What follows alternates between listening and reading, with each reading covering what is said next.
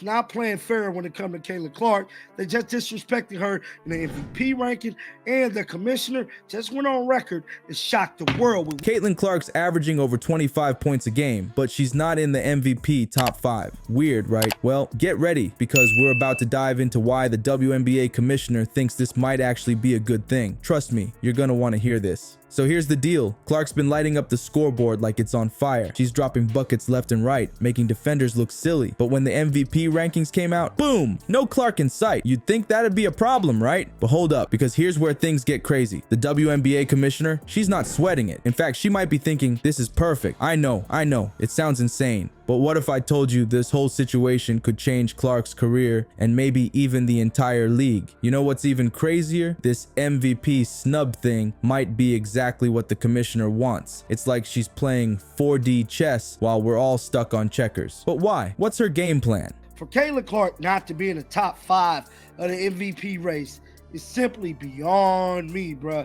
Yes, you heard me correctly. She is not even in the top 5. And what does it mean for Caitlin Clark and the WNBA? Let's talk about it. Before we move on, I'd like to ask you a small favor. If you appreciate this content, please take a second to like this video and subscribe to the channel. Over 98% of you watch the videos without subscribing. It costs you nothing, but it makes a huge difference to us. So, did you click the subscribe button? Great, thank you so much. Now, back to the video. Remember those epic bird magic battles? The WNBA commissioner's got a wild plan to recreate that magic with Caitlin Clark. But here's the kicker. It might mean pitting players against each other. Is stirring up drama really the way to go? Well, get this. WNBA Commissioner Cathy Engelbert just dropped a bombshell about the future of the league, and it's all about rivalry. She's not looking for kumbaya moments on the court. Nope, she wants sparks to fly. WNBA just released their power rankings for the MVP. I'm telling you right now, she ain't in the top 5. Engelbert's taking a page from the NBA's golden era, comparing Clark's situation to the legendary Larry Bird and Magic Johnson rivalry. She's thinking, hey, if it worked for them, why not for us? It's like she's trying to recreate basketball history, but with a twist. Here's the deal. Engelbert believes these intense rivalries are what really get fans going. She's not afraid to say it either. Check this out. You need rivalry. They want to watch games of consequence between rivals. That's straight from the commissioner's mouth. But hold up, it's not just about the drama. Engelbert's got a bigger plan. She's thinking these rivalries could be the secret sauce to boost viewership and get more people talking about the WNBA. It's like she's trying to turn every game into a must-see event. Now you might be thinking, isn't this risky? And you're not wrong. On one hand, it could make the games more exciting and get more eyes on the league. But on the other hand, what if things get too heated? We're talking about the potential for some serious tension, both on and off the court. Engelbert's not blind to the challenges though. She knows we're in a different world now with social media and all. Everything a player says or does can blow up online in seconds. It's not like the old days when Bird and Magic could trash talk without worrying about it trending on Twitter. But here's where it gets really interesting. The commissioner sees WNBA players as more than just athletes.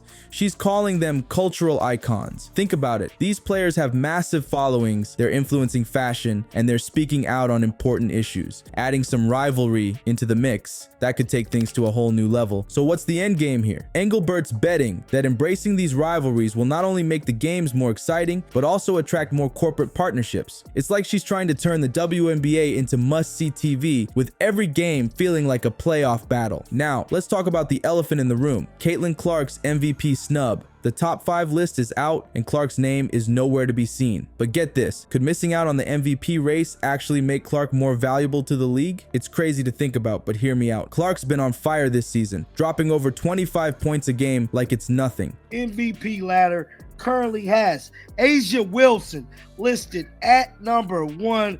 This is what they said briefly about A'ja Wilson. Now they got Fisher Collier at number 2 in the MVP race. She's got fans going wild, social media buzzing, and everyone talking about her game. But when the MVP rankings dropped, it was like she vanished into thin air. So who made the cut? We've got A'ja Wilson, Sabrina Ionescu, Brianna Stewart, and Alyssa Thomas in the top 5. All incredible players, no doubt. But Clark's absence, that's got people talking even more. You might be thinking, how does this make any sense? Well, that's where things get interesting. See, Clark's not being in the MVP race. At number 3, Sabrina Ionescu.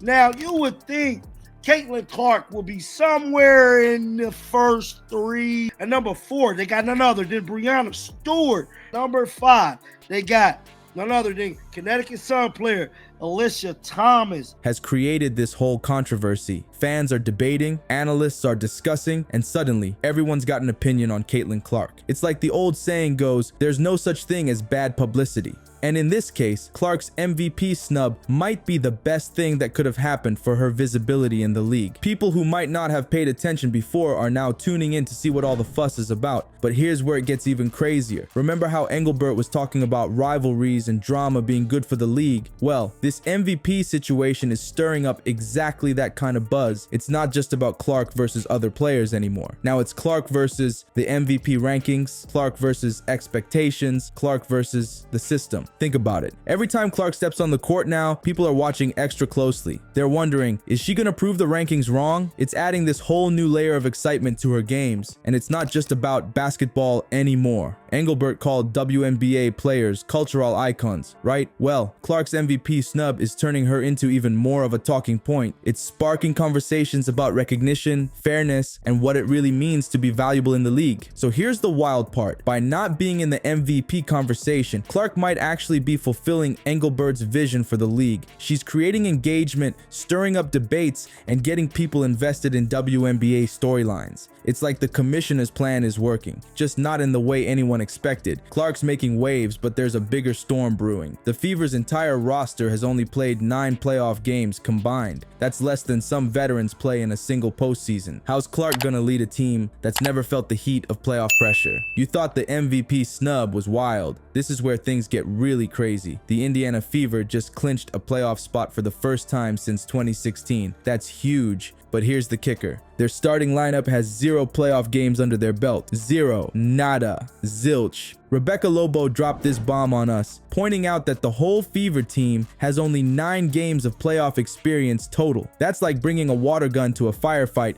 when you're up against teams loaded with playoff veterans. So now Clark's not just battling other players, she's fighting against a serious experience gap. It's like she's been tossed into the deep end and told to teach her teammates how to swim. Talk about pressure, but don't count Clark out just yet. Kendrick Perkins says she's got this secret weapon, the ability to make everyone around her better. It's like she's got some kind of basketball superpower, lifting up her teammates when they need it most. And let's be real, the Fever are gonna need all the help they can get. They've been struggling in the third quarter lately, which could be a big problem in the playoffs. One bad quarter and boom, your season's over. But here's where it gets interesting. Lobo thinks the Fever might actually have a shot at winning their first round matchup depending on who they're up against. It's like she's saying, yeah, they're inexperienced, but don't sleep on them. So now we've got this perfect storm brewing. Clark, the rookie sensation, leading a team of playoff newbies into the postseason. It's like watching a high-stakes poker game where one player is holding all the cards for the whole team. This is where we're going to see if Clark's really got what it takes to be a true WNBA superstar. Can she keep her cool when the pressure's on? Can she rally her teammates when things get tough? It's one thing to ball out in the regular season, but the playoffs, that's a whole different beast. And here's the real kicker. How Clark performs in the playoffs could make or break Commissioner Engelbert's whole rivalry strategy. If Clark leads her inexperienced team to some upset wins, it'll be like pouring gasoline on the rivalry fire Engelbert's trying to start. But if they flame out early, that could put a real damper on all this hype. All right, let's wrap this up. We've seen Engelbert's wild plan for the WNBA, all about stirring up rivalries and drama. She's betting big on players like Caitlin Clark to bring that magic bird energy to the court. But here's the thing, is this really the way to go? The commissioner's got a point about social media changing the game. Everything's amplified now. A little trash talk can blow up into a full-on Twitter war in seconds. So here's the million-dollar question. Can the WNBA make rivalries work without things getting messy? What do you think? Is Engelbert's strategy gonna take the WNBA to new heights, or is it playing with fire? Are we gonna see epic showdowns that boost the league, or are things gonna get ugly? Let me know what you think in the comments. Is this the future of women's basketball, or should we pump the brakes?